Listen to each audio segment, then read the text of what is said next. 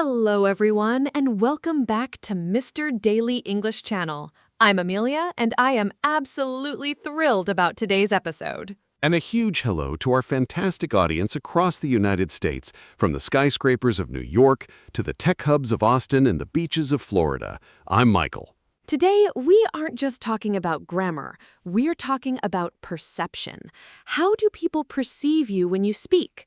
Are you seen as a beginner or as a professional who has mastered the language? That is a great point, Amelia. Often, it's not your accent or your vocabulary that holds you back. It's these 10 silent mistakes. They're small, but to a native speaker's ear, they're very noticeable red flags. Exactly. If you're living, working, or studying in the USA, you want your English to sound polished and natural. Today, we're going to break those walls down. But before we dive into mistake number 1, make sure you've hit that subscribe button and turned on the notification bell. We want you to be part of the Mr. Daily English journey every single day. And if you're ready to level up your confidence, give us a thumbs up right now. It really helps the channel grow. Now, Michael, let's get into it. What is the first mistake that we need to stop making immediately? Number 1 is the classic, I am agree. I hear this in corporate boardrooms, in universities, and even in casual conversations at coffee shops. It's so common. I think learners translate it from their native language, where agree feels like an adjective, like saying, I am happy or I am ready. Spot on, but in English, agree is a verb. You wouldn't say, I am eat breakfast or I am drive a car, would you? Definitely not. That would sound very strange. So what is the pro way to say it? Simple. I agree. If you want to add emphasis, say, I completely agree, or I totally agree with your point. And don't forget the negative. Beginners often say, I am not agree. Right, and the pro version is, I don't agree, or I disagree. Fixing this one word will instantly make you sound more fluent in any professional setting. Number 2 is a mistake that reveals you are a learner immediately. I have 30 years. This is what we call a cross-linguistic error. In Spanish, French, and many other languages, you possess your age. You have those years in your pocket. But in English, your age is a state of being. It's who you are at this moment. Exactly. In the US, if you say, I have 30 years, someone might think you're talking about your work experience or how long you've lived in a house. It causes confusion. So the professional correction is? I am 30 years old, or just I am 30. We use the verb to be. It's a tiny change, but it's the difference between sounding like a tourist and sounding like a resident. Number 3 is a mistake I see in 90% of the emails I receive from learners. They write, I am looking forward to meet you. This one is so tricky because usually after to, we use the base verb, like to eat or to sleep.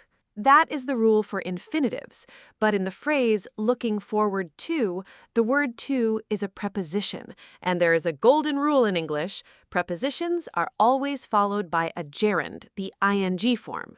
So, in a professional email to a recruiter or a client, what should I write? I am looking forward to meeting you, or I look forward to working with you. If you get this right, you look like a pro who understands the fine details of English grammar. It's very impressive in business writing. Number 4 is about the past tense. People often say, I didn't knew that, or did you went there? I see where they do it. They want to be extra clear that they're talking about the past. But in English, did and didn't are like powerful signals. Once you use them, you don't need to change the main verb. Exactly. Did is already carrying the past tense, so the main verb stays in the base form. You should say, I didn't know, or did you go? It's like did is doing all the hard work, so the other verb can just relax in its original form. Exactly. One past tense marker per sentence is all you need. Don't overcomplicate it. Number 5 is a vocabulary mistake.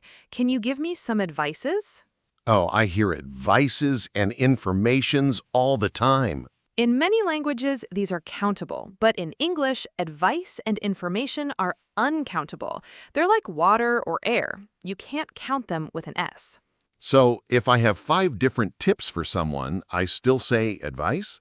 Yes, you say, I have some advice for you. If you really want to count it, you must say pieces of advice. He gave me 3 pieces of advice. That sounds very professional and precise. Same for information. Never say informations. Just say some information or a lot of information. This small fix shows a very high level of English. We're halfway there. Number 6 is a common redundancy. Let's discuss about the project. I hear this in office meetings every day. People are thinking of talk about, so they say discuss about. But the word discuss already means to talk about, right? Precisely. So when you say discuss about, you are literally saying talk about. That's one about too many. Exactly. To sound like a pro, just say, let's discuss the project. Or if you prefer, let's talk about the project. Both are correct, but discuss alone is more formal and sharp. Number 7 is about where we place our feelings in a sentence.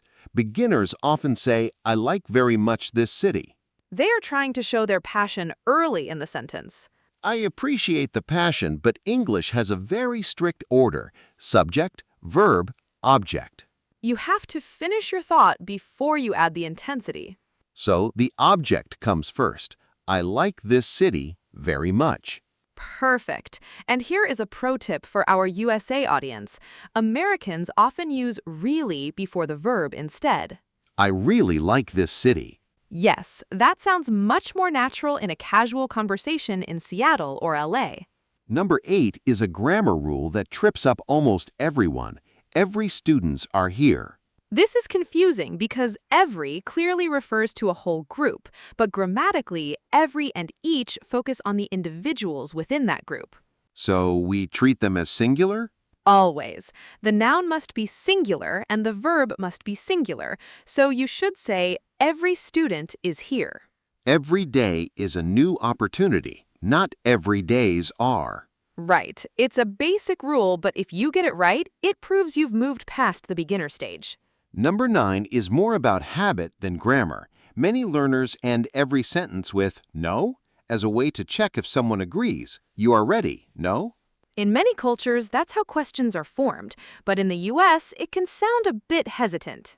Exactly. To sound more confident and professional, you should use question tags. Like, you are ready, aren't you? Yes. Or if those are too complex for you right now, here's the American Pro shortcut. Use comma, right? You're ready, right? Exactly. It's short, it's sharp, and it sounds like you know exactly what you're talking about. And finally, number 10. This is the ultimate internet mistake. I see it on LinkedIn, Twitter, and professional emails all the time. Confusing lose and loose. This is a major pet peeve for native speakers. Let's clarify this for everyone. Lose with one O. What does that mean? Lose with a Z sound is a verb. It means you can't find something. I don't want to lose my job. And loose with two O's. Loose with an S sound is an adjective. It means something is not tight. My shoes are too loose. So if you write, I am going to loose my phone, you're saying your phone is wiggling around. Exactly. If you want to be taken seriously in a professional email, make sure you use one O for the action. It shows you have an eye for detail. Wow, Michael, we really went deep today. These 10 mistakes might seem small, but fixing them is like giving your English a professional upgrade. It really is. And remember, to everyone watching, don't feel discouraged if you've been making these mistakes. Every pro was once a beginner. Exactly. The fact that you're here, watching this and taking notes means you are already on the right path. Before we go, we want to hear from you. Which of these 10 mistakes was your aha moment? Tell us in the comments. We read all your comments and they help us decide what to teach next. And if you haven't yet, please subscribe to Mr. Daily English. And check out the link in our description for our Top 50 Business Phrasal Verbs video. It's the perfect next step for you. Thank you for spending your time with us today. We truly appreciate your support. Keep practicing, keep making mistakes, and then keep fixing them. That's how you become a pro. See you in the next episode of Mr. Daily English. Bye, everyone. See you soon. Goodbye.